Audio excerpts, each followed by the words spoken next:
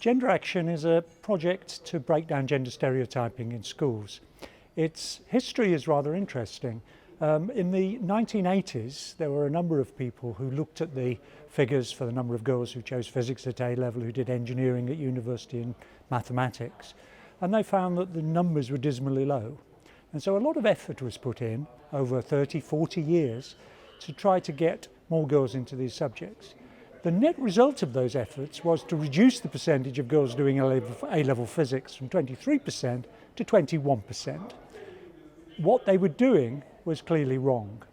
Now at this point something very important happened.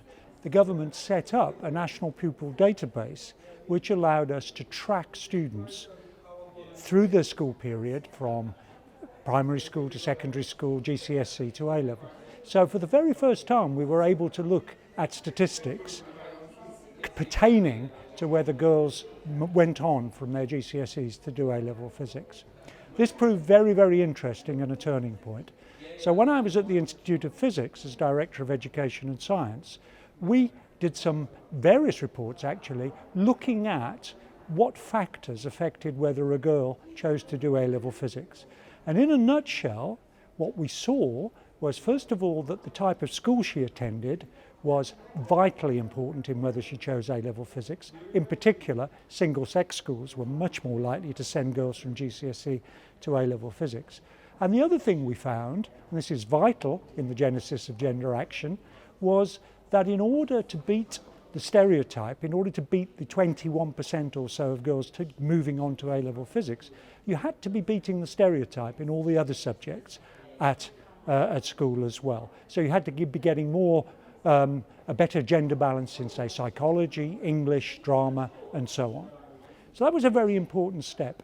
In parallel with this work, my former colleague at King's, Louise Archer, who's now at UCL at the Institute of Education, set up a project called Aspires. And what this project did, it was a linear project looking at the way pupils went through the school and how their attitudes changed towards the subjects they were going to choose at A-level. And she found there's a whole multitude of things that she found, but she found crucially that of the factors that affected people to doing physics, choosing physics, a lack of interest in the subject was not relevant at all. In fact, what she found with her colleagues was that everyone is interested in science. It's just that they don't see themselves as the type of people who would choose science as a career. And this was particularly true for girls, and it was particularly true in the years of puberty when girls start to see themselves in a different way, the way they relate to boys, the way that they relate to society at large. There are many, many other results from the Aspires work. But putting these two things together, we realised that what was vitally important here was to break down gender stereotyping in schools generally. So at this point, it stopped being a project which was to do with physics, which was to do with engineering, which was to do with science, and became a project which was looking at what schools do in order to break down gender stereotyping. So the next stage of the work was a series of school visits. We visited 10 schools altogether, and although those schools were all in the southwest of England, we saw so much common ground that we're fairly confident that what we saw was general. And in answer to the question, which was what the project was about, what are schools doing to counter gender stereotyping, the answer was quite simply, not much at all. There were a few little pockets, for example, trying to get boys to read more, or to try and get boys to just perform better, or to do languages. Almost nothing to be done about getting boys to do drama or getting girls to do sciences. And in fact, what we did find is that the boards of governors, the teachers themselves, didn't see this as a priority.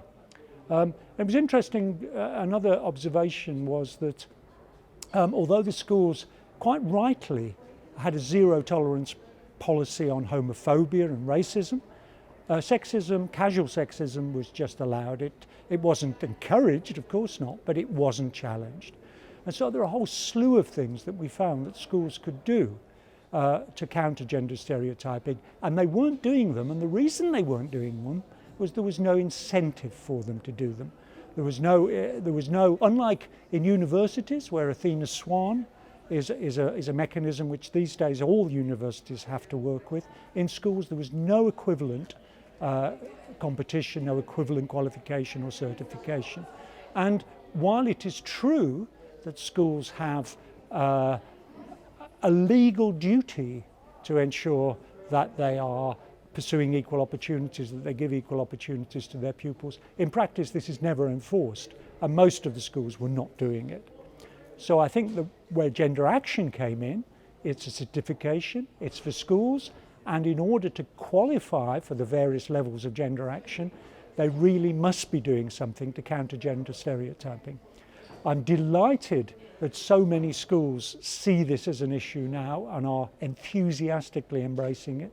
I'm delighted that the Greater London Authority sees it as a project which is fit for funding, and I'm looking forward with optimism to the days when we will be able to roll this project out across the whole country and have a transformative effect, not only on sciences and subjects at schools, but also on society at large.